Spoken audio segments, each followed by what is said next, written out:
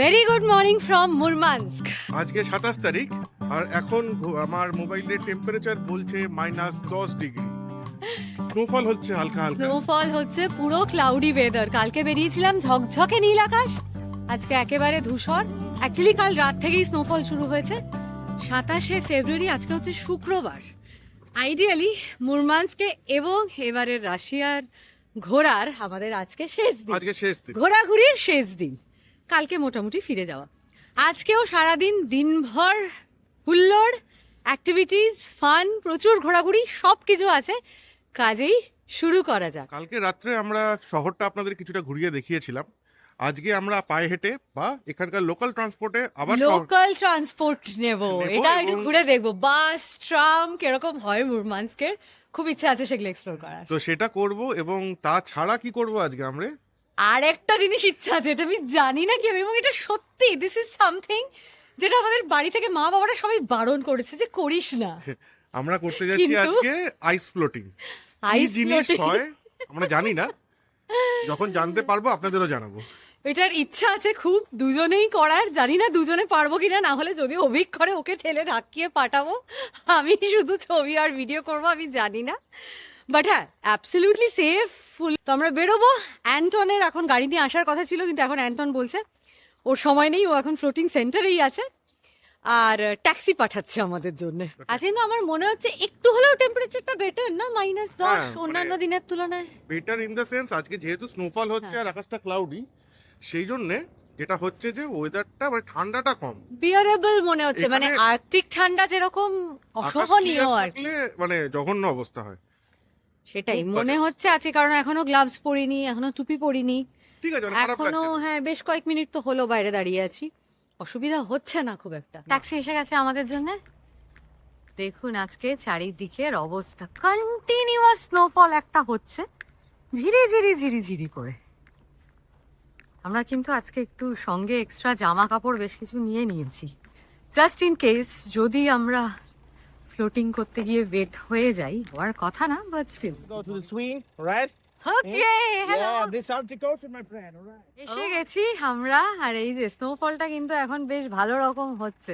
কি সুন্দর জায়গাটা, আর্কটিক ওশানেরই পার্ট এটা, কিন্তু এটা অ্যাকচুয়ালি একটা রিভার। আমি ম্যাপে যা দেখছি, অ্যান্টন বলছে এটা আর্কটিক ওশান, মানে আর্কটিক ওশানের পার্ট ব্যারেন্স সি, সেই হিসেবে বলছে আর্কটিক ওশান, কিন্তু এটা তুলোমা রিভার ম্যাপে যা দেখাচ্ছে। এবং সেই কারণেই কিন্তু part of the river is frozen. যেই ফ্রোজেন জায়গায় আমরা এখন ফ্লোট করব। কারণ যেরকম কালকেও দেখেছি, আগেও বলেছি আপনাদের, ব্যারেন সির জল কিন্তু কোনো সময় জমে না। আরে বাবা রে, এ তো পুরো এরকম জলের মধ্যে নেমে পড়েছে না। ওই যে ভিডিও করে দিচ্ছে, ফটো তুলে দিচ্ছে। চল। আরে বাবা রে, আমি করবো না, অভিক তুই কর। না না, দুজনে হ্যাঁ দুজনে তুই কর অভিক, তুই। মা বারণ করেছে। ভরপুর স্নোফল হচ্ছে ওখানে, কয়েকজন এখন করছে, 4-5 জন আছে, আরো 2 জন করবে বোধহয়, দাঁড়িয়ে আছে এরাও। মানে আমরা শুধু দুজনই পাগল নই, আরো পাগল রয়েছে আমাদের মতন। এই যে সামনে নীল রঙের ভ্যানটা আছে, এই ভ্যানটা হচ্ছে আমাদের চেঞ্জিং রুম। এখানে গিয়ে আমরা এখন চেঞ্জ করব, চেঞ্জ করে তারপরে জলে নামবো। চলুন।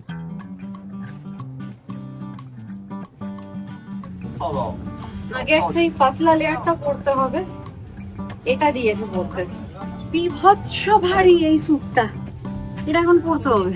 পৃথিবীতে কোটি কোটি মানুষ আছে, কিন্তু তাদের মধ্যে খুব কম জনই কোনোদিন বরফে জমে যাওয়া আর্কটিক ওয়াটারের উপর এভাবে ফ্লোটিং করার সুযোগ পায়।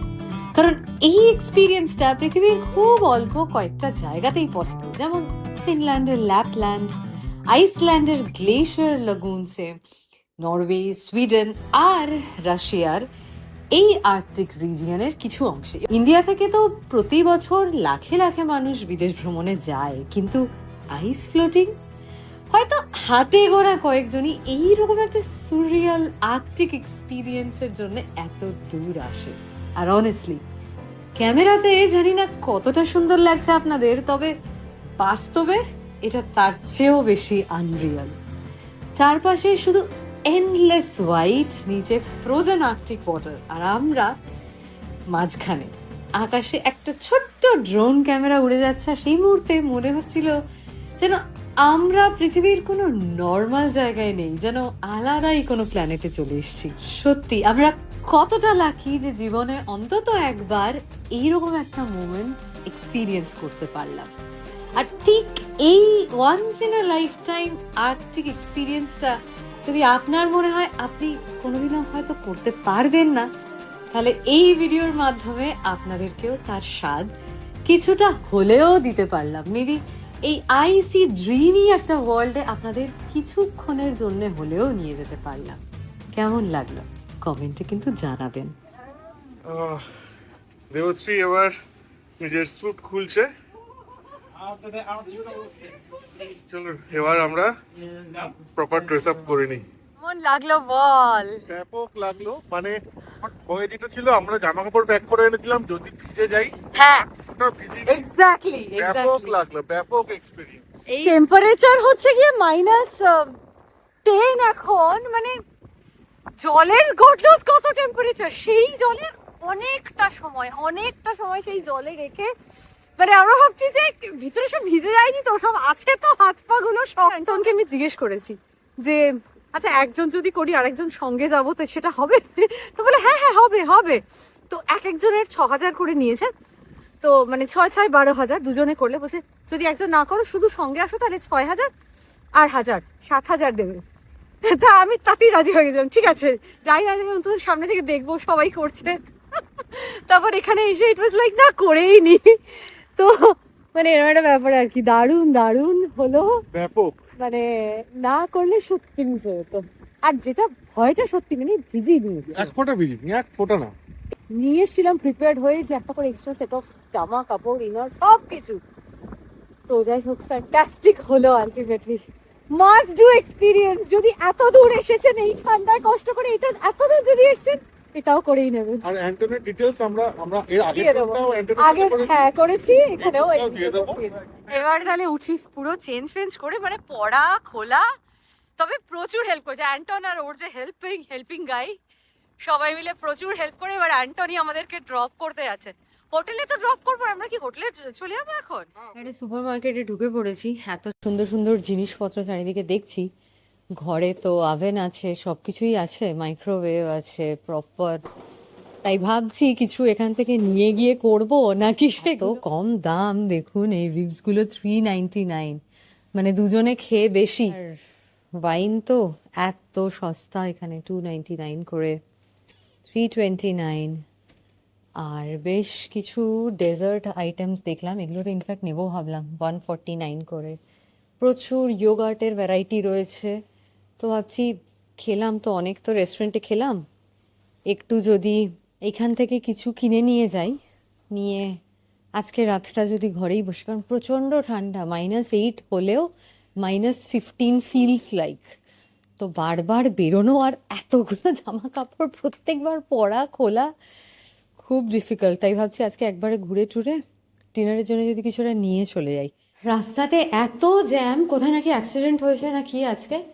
যাওয়ার সময় যেটা 18-20 মিনিট লাগলো, এখন ফিরতে সেটাই 1 ঘন্টার ওপর লেগে গেল। তো আপাতত একটু ফ্রেশন আপ হয়ে আবার বেরোবো, খেতেও হবে। দুপুর 2টো বেজে গেছে, আর খিদে পাচ্ছে। আমাদের সোফিয়া অ্যাপার্টমেন্ট থেকে জাস্ট কয়েকশো মিটার এই সিটি সেন্টারটা। আবার আজিমুট হোটেলের সামনে চলে এসেছি। আর এখান থেকে 1 কিলোমিটারের কিছু বেশি রাস্তা হচ্ছে প্লেনিন আইস ব্রেকার। এখন ওখানটাই যাব। চরম ঠান্ডা, এক হাতে এদিকে ম্যাপ দেখছি, কারণ এটা এমন একটা ডিস্টেন্স, এটা বাস ট্রাম কিছুতেই গিয়ে কোনো লাভ নেই। মানে একটুখানি একটা স্টপে যাও কি যাবো না, আবার 500-600 মিটার হাঁটতে হবে। তো এরকম একটা ব্যাপার, সেই কারণে হেঁটেই যাবো ঠিক করেছি। That is the best way. একটা শহরকে এক্সপ্লোর করতে গেলে পায়ে হেঁটে ঘোরাই সব। ঠান্ডার মধ্যে জুবুথুবু হয়ে হেঁটে চলেছি, বাট হাঁটলে কি ঘাটা একটু গরম থাকে। ওইটা হচ্ছে মুরমানস্কের বাস টার্মিনাস। এদিক দিয়ে আমরা এলাম, একটা ফুট ব্রিজ টাইপের জায়গা। তার কারণ হচ্ছে নিচটা স্টেশন। যে বিল্ডিংটা একটু আগে দেখতে পাচ্ছিলাম, কি সুন্দর যে লাগছে। সেই আমরা ফুটব্রিজের ওপর দিয়ে যাচ্ছি এখনো। এগুলো মালগাড়িগুলো কিন্তু পুরোপুরি আমাদের ভারতের মালগাড়ির মতোই, ওপর খোলা, কয়লা নিয়ে যাচ্ছে, মানে কয়লাই মনে হয়, কালো রঙের কয়লাই হবে, তার মধ্যে পুরো বরফ জমে। আর আমরা সেই যতটা সম্ভব আপাদমস্তক মুড়ে এবার হাঁটতে বেরিয়েছি। হেঁটে তাও সব লাল হয়ে যাচ্ছে, তা দেবশ্রী বলছে সব লাল হয়ে, সব লাল হয়ে যাচ্ছে। লাল তো হবই, কিছু করার নেই এখানে। সেই জন্য এখানকার লোকেরা, মানে লোকাল যে কজনের সঙ্গে কথা হলো, তারা বলছে যে আমরা এখানে রেড মিটটা প্রচণ্ড পরিমাণে খাই। আদারওয়াইজ আমাদের বডিকে গরম রাখার জন্য যে পরিমাণ ক্যালোরি দরকার সি ফুড বা অন্য কোথাও সেই জিনিস পাবো না। সি ফুড খাই আমরা, কিন্তু আমাদের মেন হচ্ছে রেড মিট। আমরা এখন আছি লেনিন আইস ব্রেকারের সামনে। এইটা পৃথিবীর প্রথম আইস ব্রেকার শিপ এবং যেটা তৈরি করা হয়েছিল অন নিউক্লিয়ার পাওয়ার। এটার বিশেষত্ব এই কারণে যে এটা হচ্ছে first nuclear power civilian vessel পৃথিবীর মধ্যে যেটা আর্কটিক ওশানে অপারেট করে। নিউক্লিয়ার পাওয়ার হওয়ার জন্য এটা খুব, মানে অনেক বেশি টাইম ধরে সেলও করতে পারত। এটা তৈরি হয় 1957 সালে এবং কমিশনড হয় 1959-এ। এখন এটা একটা মিউজিয়াম। আর্কটিক ওশানের বুকে দাঁড়িয়ে থাকা এখন লেনিন নিউক্লিয়ার আইস ব্রেকার। এই আর্কটিক ওশান আর মুরমানস্ক শহর সম্পর্কে কয়েকটা জরুরি কথা একটু বলে রাখি, যেটা জানতেও খুব ইন্টারেস্টিং লাগে। Barents sea part of Arctic ocean, কিন্তু ব্যারেন্স সির জল কখনো জমে না। এক তো স্যালাইন ওয়াটার, সল্টি ওয়াটার, আর অ্যাটলান্টিক ওশান থেকে একটা গরম স্রোত সমানে এটাতে আসে, যার জন্য এটা -30তেও ব্যারেন্স সি কখনো ফ্রোজেন হয় না। And that's the reason Murmansk city even exist করে, কারণ এই যে ব্যারেন্স সির জল এখান দিয়ে সমানে ক্রুজ শিপ, কার্গো শিপ সমস্ত কিছু আসে এবং পুরো পৃথিবীর সাথে এটা কানেকশনের জন্য এটা একটা হাব বলা যায়। মানুষ এখানে থাকে, বসবাস করে, এবং এই আর্কটিক ওশানের পার্ট যে ব্যারেন্স সি, এই যে যার জল যেমন জমে না, তেমনি মুরমানস্ক সিটিকেও কিন্তু রাশিয়ার অন্যান্য সাইবেরিয়ান অঞ্চলে যেরকম -60 ডিগ্রি, -70 পর্যন্ত টেম্পারেচার চলে যায়, এই ব্যারেন্স সি কিন্তু এখানে একটা ইনসুলেশন হিসেবে কাজ করে। ওই অত কম কখনোই এখানে টেম্পারেচার হয় না। এটা এখন একটা মিউজিয়াম, যেটা আগেও বললাম আমি। এর এন্ট্রি টিকিট হচ্ছে অ্যাডাল্টদের জন্য 800 রুবেল, আর রাশিয়ান সিটিজেন হলে 400 রুবেল, আর বাচ্চা বিলো 18 যদি হয় তাহলে 200 রুবেল। বিকেল 4টে বাজে, সেভাবে কিছু খাওয়া হয়নি। ফাইনালি একটা জায়গায় ঢুকলাম, দুটো আইটেম নিয়েছি, একটা একজন খাবো, দুজনে মিলিয়ে মিশিয়ে 878 রুবেল এটার বিল হলো। খেয়ে নিয়ে আবার যাব, আপাতত খাই, খুব খিদে। দুটোই বেশ ভালো, কেন সুন্দর মিট, চিজি বেশ, খিদের পেটে সবই ভালো। এই রেস্টুরেন্টে কিন্তু ভাত টাত সবই আছে, কিন্তু আপনাকে বুঝতে হবে কি নেবেন, সেটা আপনাকে বুঝতে হবে মেনু পড়ে, মেনুটাকে ট্রান্সলেট করুন। সবথেকে মজার ব্যাপার যেটা এখানে থ্রু আউট রাশিয়া, যে আপনি যখন একটা জিনিস অর্ডার করছেন আপনার দামটা খুব সস্তা মনে হবে, কিন্তু মাথায় রাখবেন সেটা হচ্ছে পার 100 গ্রামস দাম। জিনিসটার ওয়েট কীরকম তার উপর অ্যাকচুয়ালি দামটা আসবে। কালকে যে আমরা একটা স্টেক খেলাম, সেই স্টেকটার দাম ছিল 1200 টাকা পার 100 গ্রামস। স্টেকটা ছিল ইটসেলফ 300 গ্রামের, মানে ওই একটা স্টেকই হয়ে গেছিল 3600 রুবেল, মানে প্রায় 4000 টাকা। আমাদের কালকে রাত্রের ডিনারের বিল হয়েছে 6000 রুবেল। খাওয়া দাওয়া খেয়ে বারে পেটটা একটু ঠান্ডা হয়েছে। এই রেস্টুরেন্টটাতে আমরা খেলাম, রাস্তাটা ক্রস করে এসে সামনে একটা বাস স্ট্যান্ড, ট্রলি বাস। তো মুরমানস্কে এসে আজকে ট্রলি বাসে চাপা, এটাও একটা এক্সপিরিয়েন্স। এখানে আমি অনেককে জিজ্ঞেস করেছি, অ্যান্টনকে জিজ্ঞেস করেছি, কালকে ওলগাকেও জিজ্ঞেস করেছিলাম সেখানে কন্ডাক্টর থাকে কিনা, কারণ একজন কন্ডাক্টর থাকলে তাকে অন্তত গুগল ট্রান্সলেটর কিছু বোঝানো সম্ভব হবে যে আমরা কোথায় যেতে চাইছি, এবং সেই অনুযায়ী তাকে ক্যাশে আমরা পে করতে পারি। আদারওয়াইজ বাসে উঠতে পারবো না, কারণ এখানে কার্ড করাতে হবে বাসে উঠতে গেলে। বাসের যে কার্ডটা করতে আবার 250 রুবেল লাগবে, তাতে হয়তো একটু সস্তা হয়, মানে 5-10 রুবেল বাঁচানোর জন্য 250 রুবেল দিয়ে এখন কার্ড করার তো কোনো মানে হয় না। তো দ্য বেস্ট পসিবল অপশন হচ্ছে এখন ট্রলি বাস। তো চলুন দেখি আসুক ট্রলি বাস। 4 নম্বর ট্রলি বাস এখান দিয়ে আসবে, আমরা যাব ওই দিকে। এই যে 4 নম্বর বাস এসেছে, এইটাতেই এবারে আমরা উঠবো। কন্ডাক্টর যেন থাকে বাবা, বাসে তো বেশ ভিড় আছে, বসি না, দাঁড়িয়ে থাকবো।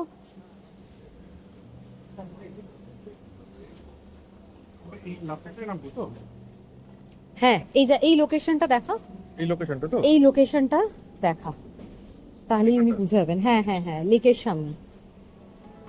অভি এখন জায়গা বুঝিয়ে, লোকেশন কোথায় ড্রপ হবে বুঝিয়ে বোঝানোর চেষ্টা করছে, টিকিট কাটার চেষ্টা হচ্ছে।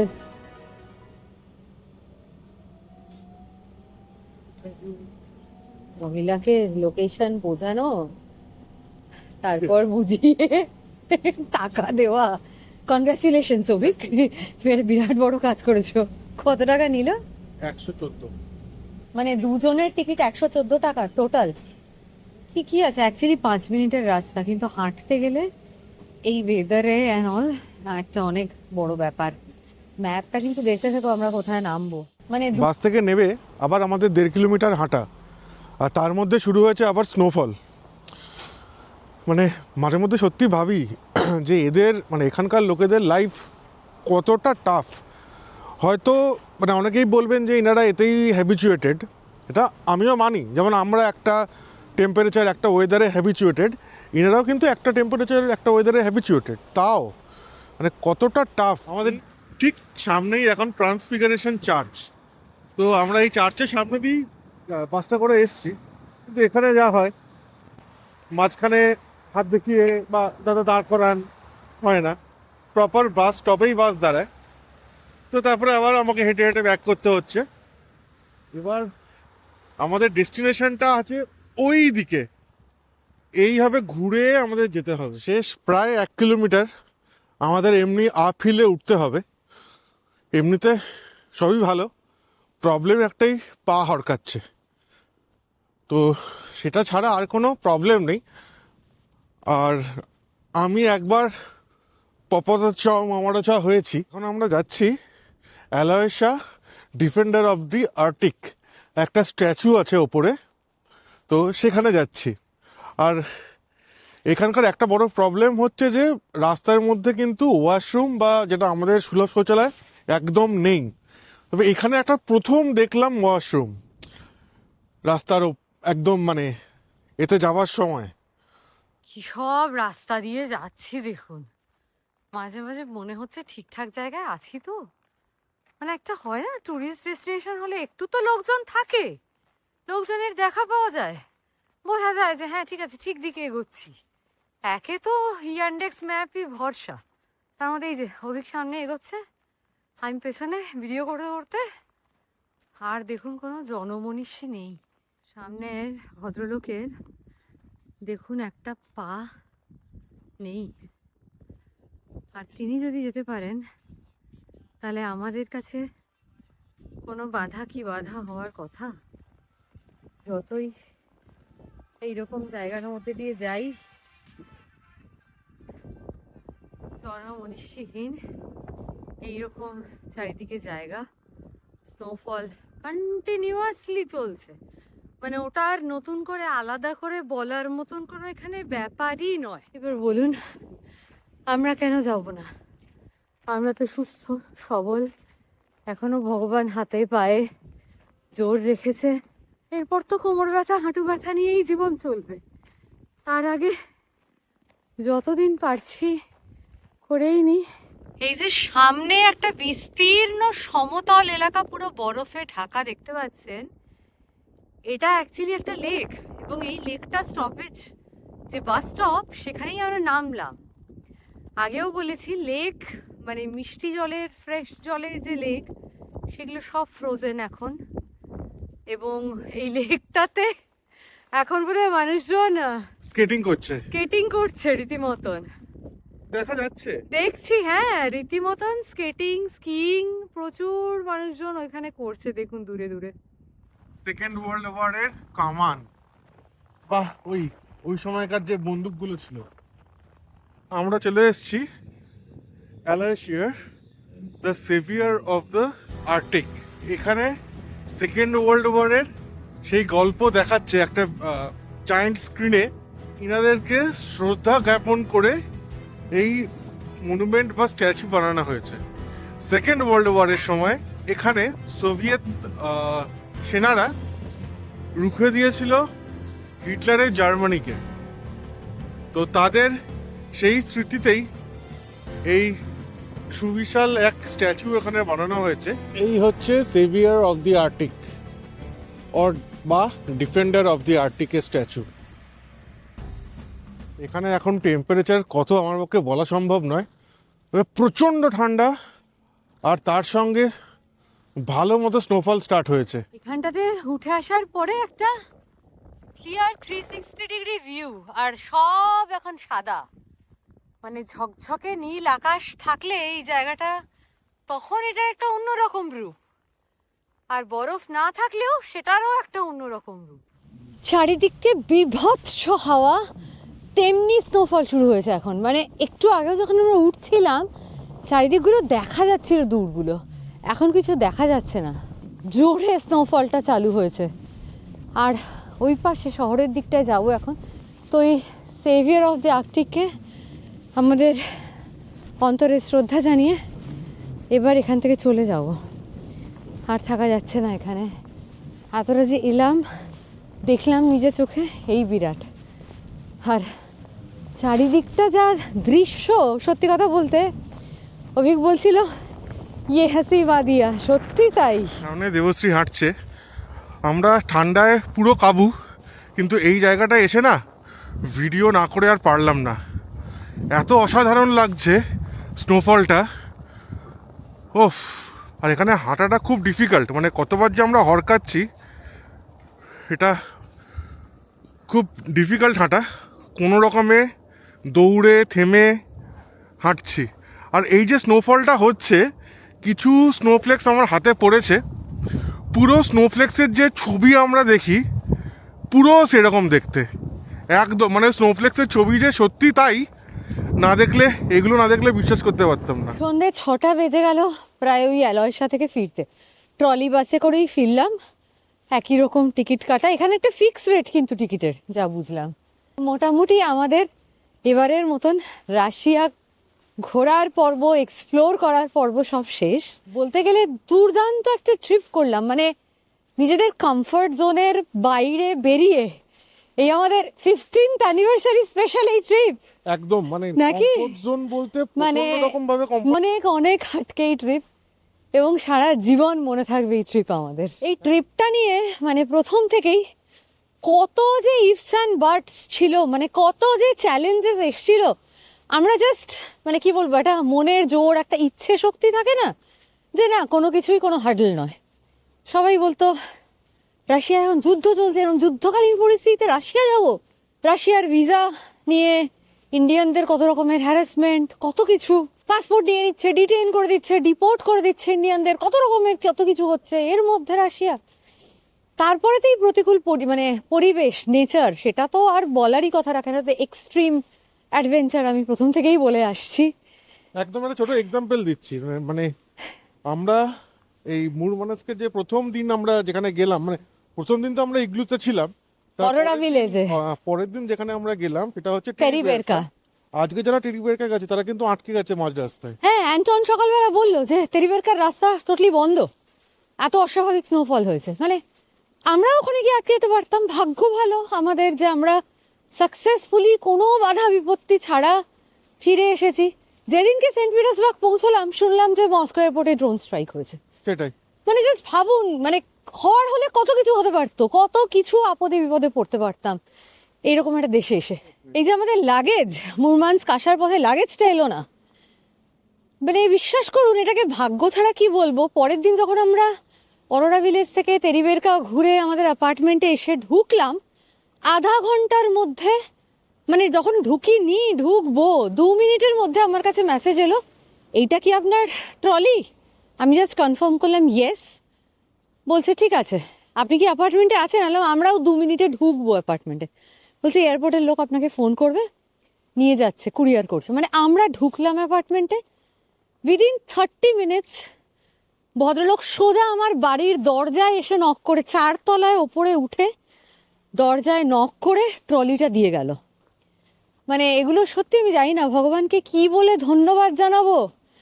মা বাবার আশীর্বাদ ছাড়া তো এসব হয় না, সম্ভব নয়। মানে ভগবানও পথ দেখিয়েছেন আমাদেরকে পদে পদে, বিপদে পড়লে অনেক জায়গায় অনেক কিছু হতে পারতো, কোনোভাবে বেঁচে গেছি। তাহলে আমাদের এই রাশিয়া ঘোরা বা রাশিয়া সিরিজ আপনাদের কেমন লাগলো সেটা কিন্তু আমাদের জানাতে ভুলবেন না কমেন্টের মাধ্যমে। আর অবশ্যই লাইক শেয়ার করুন যাতে এই ছোট্ট আমাদের চ্যানেলটা আস্তে আস্তে বড় হয়।